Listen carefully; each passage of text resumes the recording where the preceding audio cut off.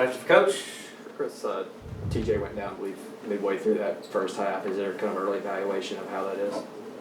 No. I'm on my way to the training room after this. So, tough break, man. TJ practiced really well this week, and I thought he was dialed in. He was ready to play tonight. It started in practice, and today's shoot around, he had a kind of a different look in his eye.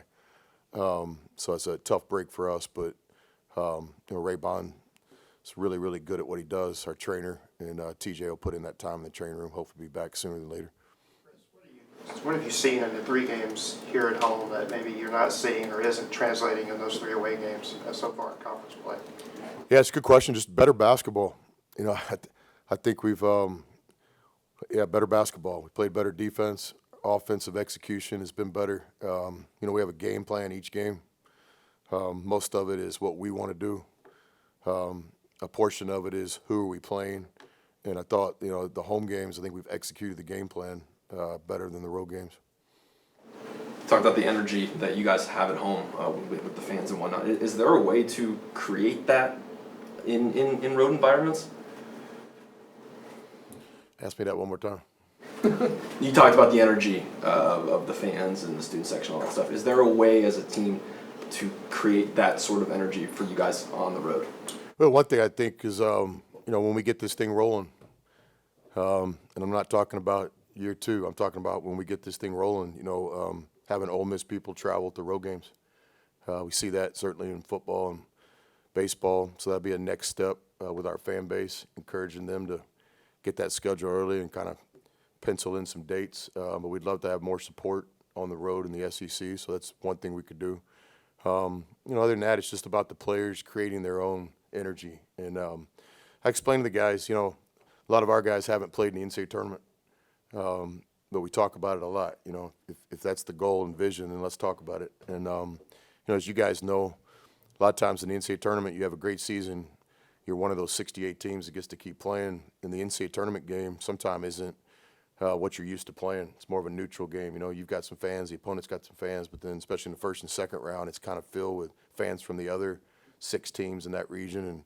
And, a lot of people just buy the ticket and kind of cheer for the underdog. So my point is, I've been telling the guys all the way since this summer, there's going to be some games where you have to manufacture your own energy. And certainly on the road, that's a part of playing on the road is making sure you can control what you can control. What was different about the way your team defended tonight as opposed to last week in that road stretch? Well, to me, it started with a willingness and, a desire to defend. And Juju said it best. We walked in the facility, I think yesterday or 2 days ago for practice, and several of the players were kind of meeting themselves, talking about defense. So as a coach, that's not only good to see, that's the only way to win. There's no other way. And so for the guys to take some accountability in this deal was a great sign. And our coaching staff, too. We take accountability as well. So I would say tonight's game started with a focus. It was a one-word game plan, defend.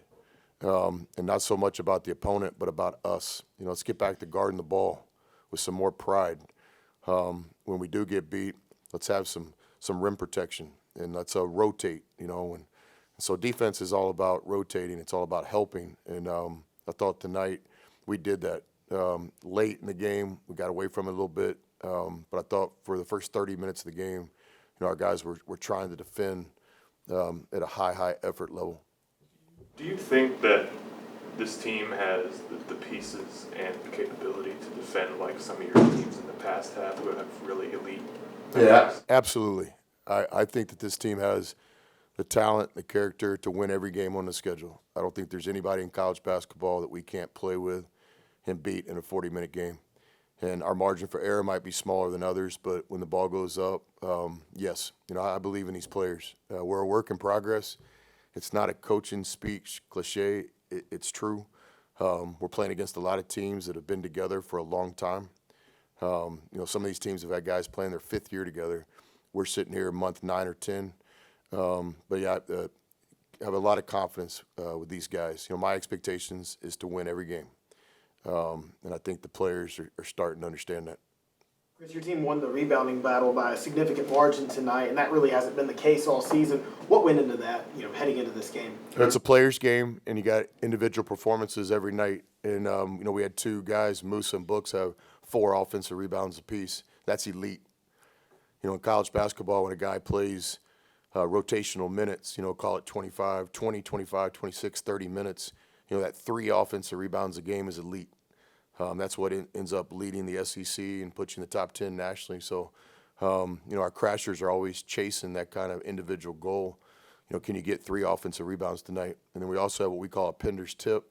From time to time, if you can't get the ball and tip it back, it's not a part of the college stat sheet now, but it's absolutely a part of NBA stats and analytics. So, but I thought it starts right there. How do we out-rebound the opponent?